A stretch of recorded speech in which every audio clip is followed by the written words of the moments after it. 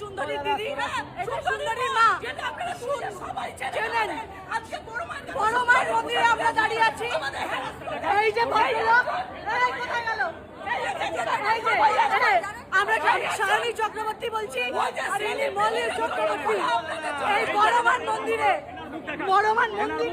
দাঁড়িয়ে এখানে বলা হয়েছে সেলিব্রিটির জন্য বড়মান মন্দিরে ভিডিও ক্যামেরা অ্যাভেলেবেল, কিন্তু সাধারণ মানুষের জন্য বড়মান মন্দিরে ভিডিও অ্যাভেলেবেল নয়। এই কথাটা কিন্তু মনে রাখবেন। উনি বলছেন সেলিব্রিটিদের কথা আলাদা, আপনারা তো সেলিব্রিটি নন, তাহলে ভগবান কি সবার জন্য এক নয়? মা কি সবার জন্য? এক্স্যাক্টলি। বড় মার কাছে পূজা দিতে এসেছে, একদম চুপ। তিনি যেটা করছে ঠিক করছে, একদম দেব লুকিয়ে এরা সেলিব্রিটি, এসব সেলিব্রিটি হয়ে গেল, তাদের সামনে ক্যামেরা ভিডিও পোস্ট করা হচ্ছে, এমনিতে ইউটিউবে কি হচ্ছে। আমি এটা কে? ফোনে হাত দিবি না। এই কি করছো ভাই? আপনি জানেন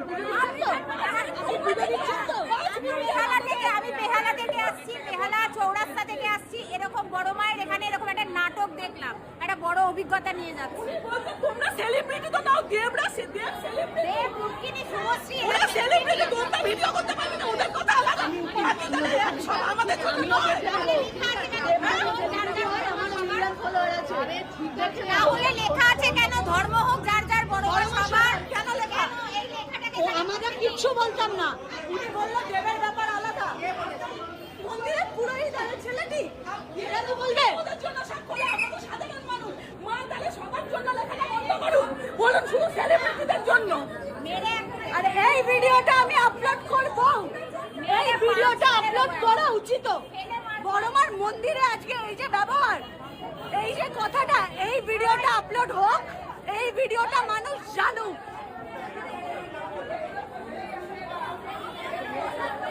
দেখে রাখুন এই মুখগুলোকে, চিনে রাখুন এই প্রত্যেকটা মুখকে। বড়মান মন্দির এখন একটা ব্যবসায় পরিণত হয়েছে, এই কথা আমি বড়মান মন্দিরে দাঁড়িয়ে বলছি। এই মন্দির একটা ব্যবসায় পরিণত হয়েছে। ধর্ম হোক যার যার, বড়মা সবার, এটা একটা বেকার স্লোগান। সেলিব্রিটিদের ব্যাপার আলাদা, সাধারণ মানুষের জন্য এগুলো অ্যালাউড নয়। চৌরাস্তা থেকে আসছি আমি, বেহালা চৌরাস্তা থেকে আসছি। এখানে সমস্ত পুরোটাই নাটক, একটা ব্যবসা রীতিমতো বিজনেস খুলে বসেছে।